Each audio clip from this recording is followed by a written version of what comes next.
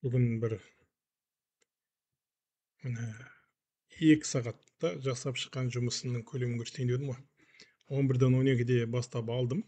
Бұл 11-ден өте маған хабарласса да, сонымен беріп бастады. Берді 14 позиция деп келістік. 14 позицияға 2,5 мың теңгеден 35 мың теңгеге келістім. Так, міне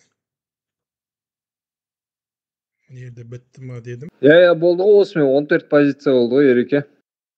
Жақсы, 14 позиция. Ол 2 сағаттың ішінде 35 мың теңге ұрып алдым дейсіз ғой. Міне жерде міне сақтаған 11-35 кеткен кезде бірінші файл сақтап бастадым. Міне 13-14-те сақтап болдым соңғысын. Бұл жай дизайн, так, бұлар енді қара. Жай ғана дизайн емес қой. Мынандай наполнение бәрі бар міне. Бұл жерде енді бір жарты сағат отырып түзететін майда шүйде жерлері бар. Мынандай сияқты, сосын мынау жерлерден де мынау мысалға кухняны қазір көрсетермін.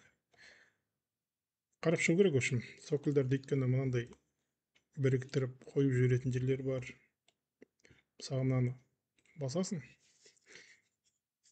деталь үлгісін шығарып береді.